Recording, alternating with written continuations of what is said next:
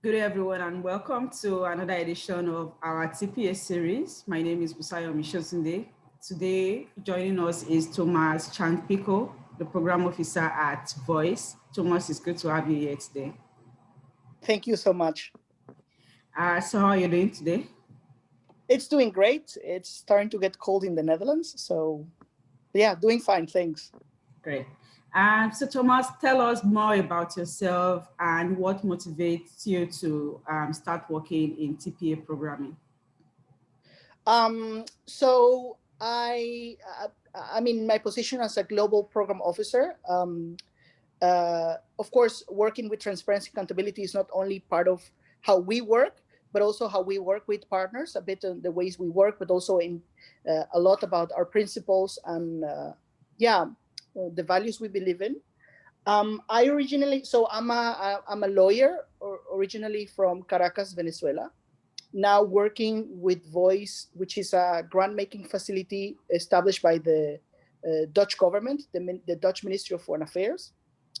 And to put it all very succinctly, is a grant making facility to promote diversity and inclusion in 10 countries around across Africa and Asia. So its focus is on Mali, Niger, Nigeria, in West Africa, and in East Africa is Kenya, Uganda, Tanzania, and in Asia is Philippines, Indonesia, Laos, and Cambodia. But of course, we work in other countries. So the way I came to start working on the field of transparency and accountability and participation was a few years ago when I worked for HIVOS. It's a Dutch NGO where I used to work a lot on HIV and AIDS programming, specifically for key populations. And you know, HIV work is in many countries is very dependent on funding from the Global Fund. Mm-hmm.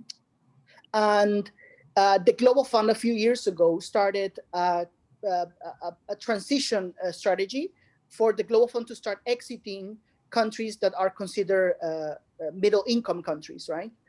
And that started to raise some questions, not only for me, but also colleagues and our partners on the ground that were worried about this fast transition, right? So the Global Fund would stop funding, and the idea would be that national governments would step up their own local investments, to keep HIV/AIDS programming, prevention and treatment programs alive with their own national income, right? Either from taxes or otherwise.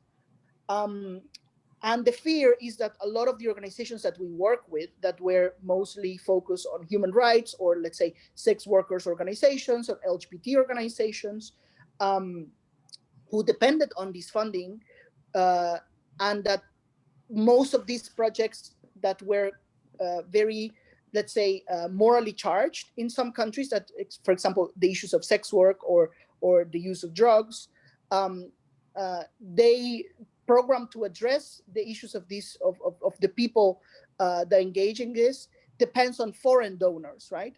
Mm-hmm. And that responsibility would quickly shift to national stakeholders and national duty bearers. And how could then organizations that represent these interest groups follow up on the investments that their national governments would do? Because, I mean, of course, let's put the case of Nigeria. It's for some local organizations was easy to get funding from abroad and be able to report on that funding, to external donors because of the regulations and, clear policies. But when it comes to shifting to national strategies, how could these organizations then, first of all, access funding from national, let's say, the Ministry of Health or the Ministry of Social Issues, etc., whatever it's called, or whatever its name at the national level, and how could they follow up, for example, that some countries, as they transition out, the investments would increase, but how could they follow up on those investments, right? Are the investments that are being budgeted for in the, for the state are being followed up correctly? How do we make sure that a lot of the funding that's supposed to go to clinics and hospitals, it's not being kept, in the pockets of policymakers or duty bearers that are not doing their work, right, or being corrupted. So that's what started a bit our work, and we did some work on, particularly in Guatemala, to start working with specialists on transparency and accountability that could do work on, for example, open contracting or investigative journalism, that could help these community-based organizations for them to understand a bit better how, for example, public budgeting processes go about, where are the opportunities that they could take advantage to participate in decision-making processes, or how to basically monitor how that funding is being spent, and making sure that it's spent on addressing their problems and putting a stop to the spread of the HIV virus. So that's a bit in a nutshell how it started. And nowadays, we're working a bit more. I'm working in the same line of issues, right? How groups that are usually or are at risk of being left behind can use methodologies and tools that are coming from the transparency and accountability world for their own interests and their own work. And in Voice nowadays, we not only work with LGBT and sex workers. We work with a big variety of stakeholders and right holders. We work with people with disabilities. We work with ethnic minorities and indigenous peoples. We work with women in general that are facing violence, abuse, or exploitation.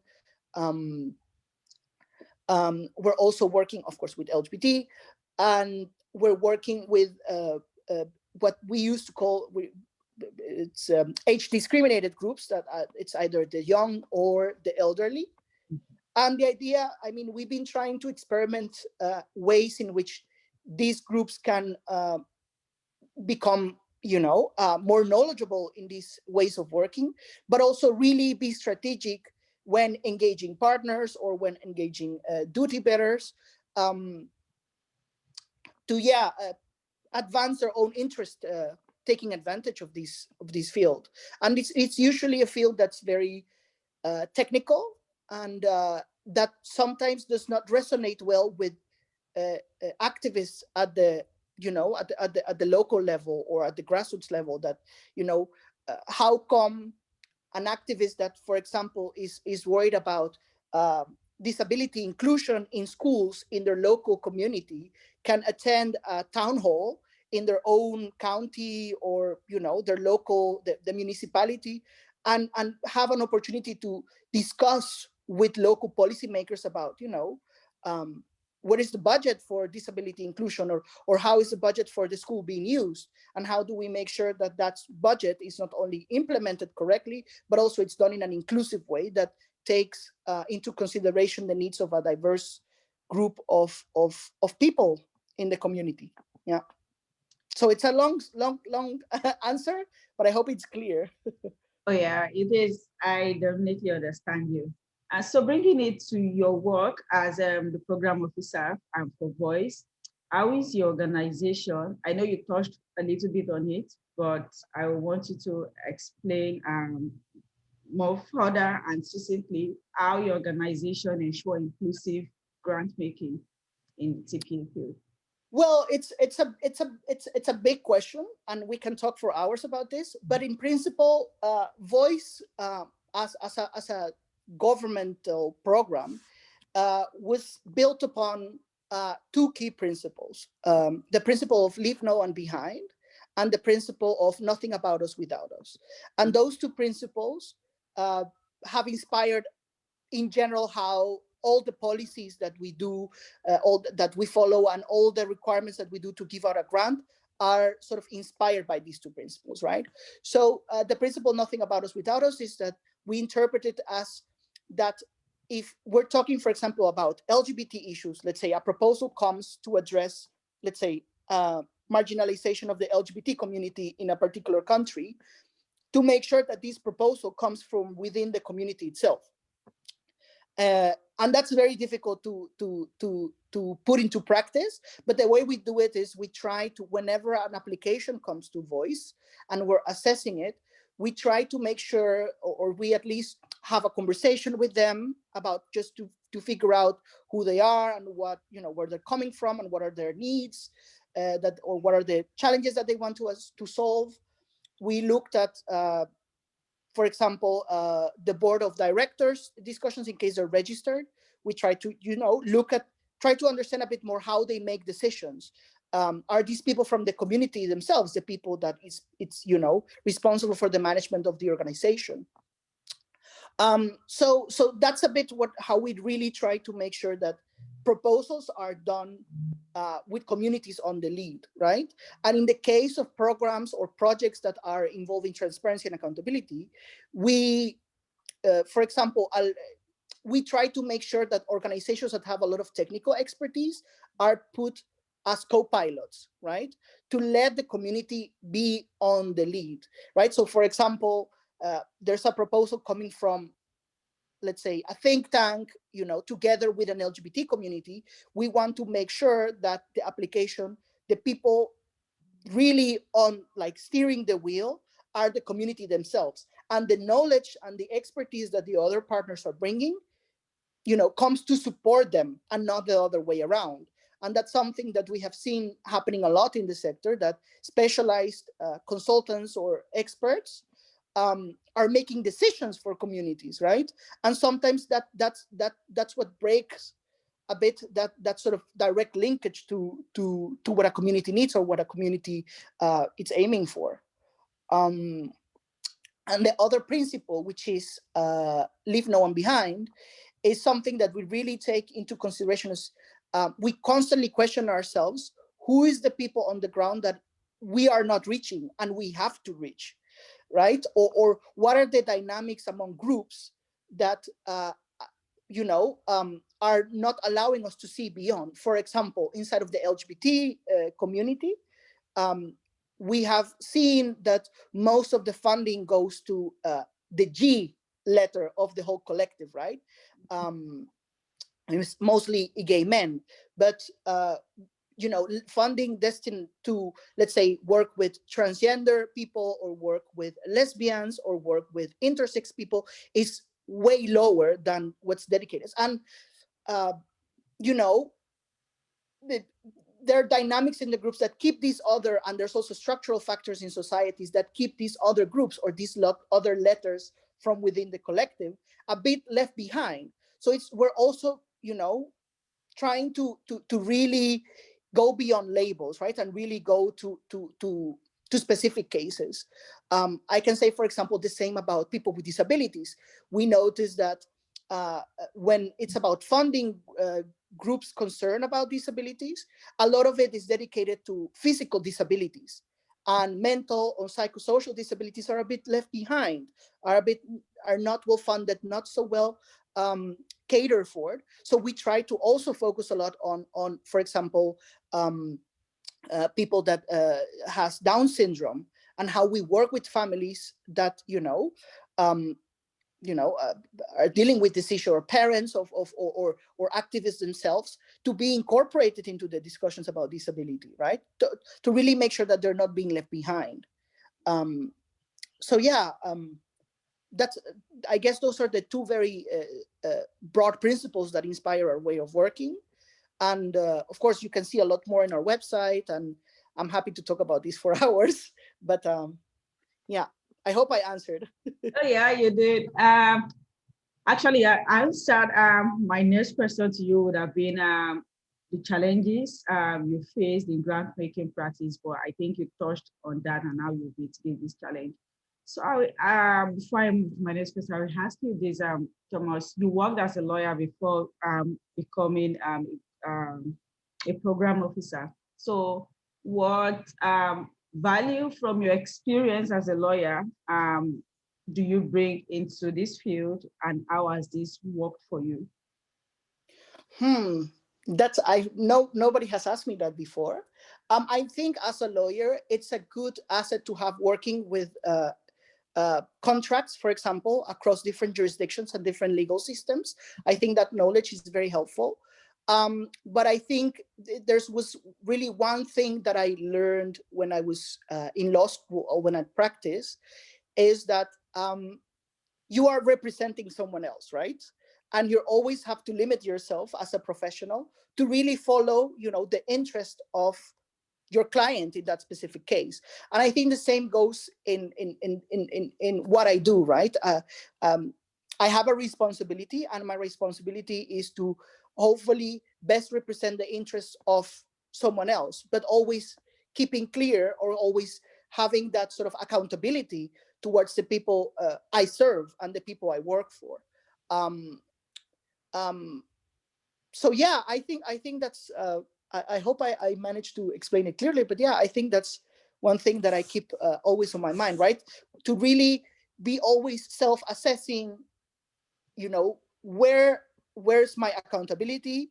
Who is my real client, right? Who am I really serving? And really always putting that interest first, right? And doing my best to to help out my client. I wouldn't call them clients, of course. There's this. We're talking about human rights. Stakeholders. Yeah, right holders, because we follow a human rights-based approach. Yeah. Great. So back to the civic space. So in your years of working in the civic space, what potential changes have you seen in the expansion of civic space, and what potential changes do you envisage in the future? Okay, in our experience, and we have worked with different groups of people. So what we have seen is that civic space is a constant shift. It's constantly shifting, right? It's not always expanding, but it's not always being limited. It depends per groups, right? So for example, let me explain the case of Tanzania. In Tanzania, where we work, it's with the elections and the way that the government is behaving, the civic space is being heavily limited, right? The country is moving towards a more authoritarian type of system, where there's limitations about internet and limitations about what's being shared on social media, limitation to opposition leaders, etc. And for example, in the groups we work, the LGBT community is very criminalized and very persecuted. There's a lot of fear among people from the LGBT community about the situation in the country.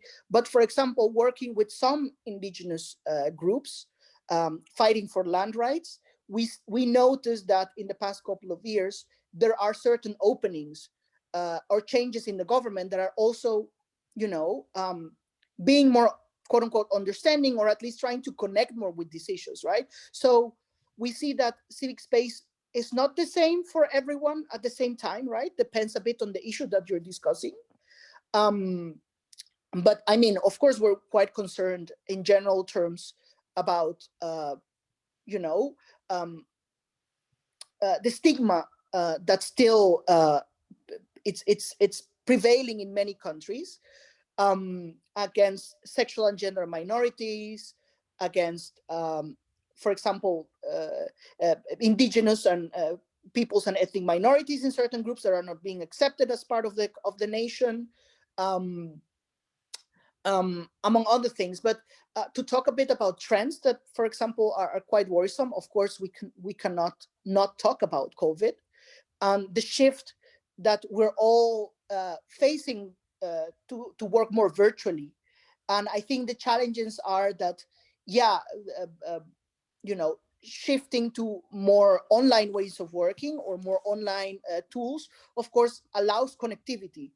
But we need to make sure that connectivity is inclusive and that groups that are, normally excluded are not excluded more, right?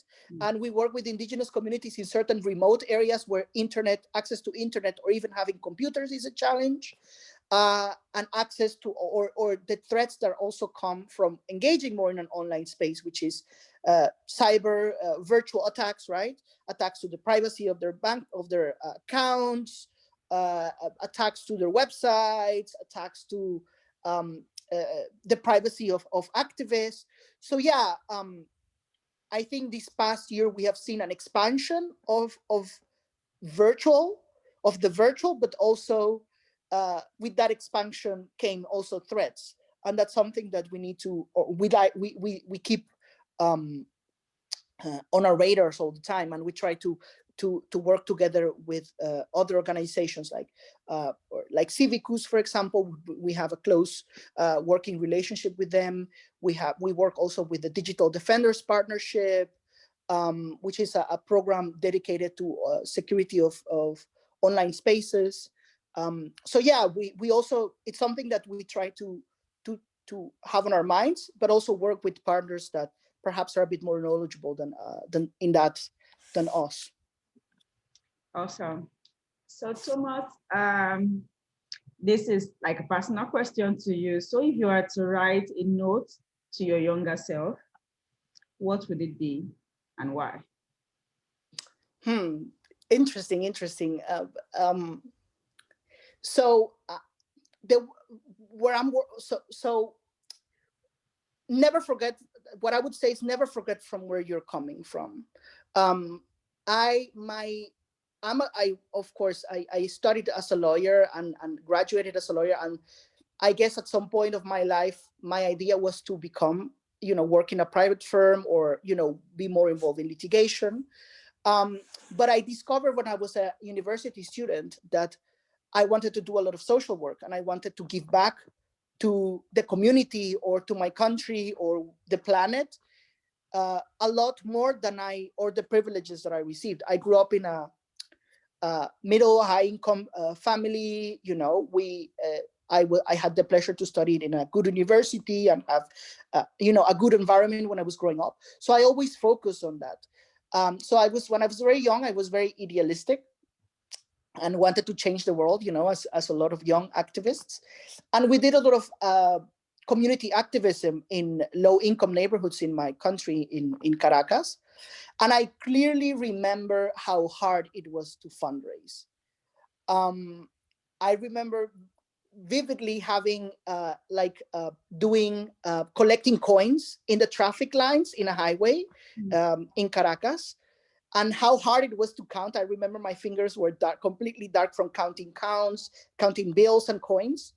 So I always keep that on my mind, and I always keep always keep in my mind, and I always try to go back to working with people at the local, having conversations with local activists, having conversations with community leaders, the same way I did it when I was in Venezuela and was very young. Is always remember that, and I think that experience allows me to connect better with grantees or with applicants. I know the struggle. I know how hard it is to convince a donor that your ideas are the best. I know how hard it is to also run on a smaller organization or a small initiative in a challenging environment, where your country it's facing difficulties. So now that I'm based in the Netherlands and I'm working in a position where I can, decide or the decisions are made by me, but of course I'm part of a decision-making process that leads to a grant being signed. So, always try to connect with the people that's applying and try to put myself on their shoes. And not only when they're applying, but also once they're implementing a project, right? Because the application is only the beginning. But then when you start developing the relationship with partners, never forget where you're coming from. Always, remind yourself of how hard it was when you were working at the local level and facing government, challenges from the government, regulations that you need to follow, having that building trust with the people you serve, and humility. Always keep humility and always keep an open attitude to learn, because we're always learning and we're always growing. So yeah, that's what I would advise myself. Great, awesome. And that brings us to the end of the interview. Thank you very much, Thomas, for joining us and for sharing insight into the work you do at the grassroots level.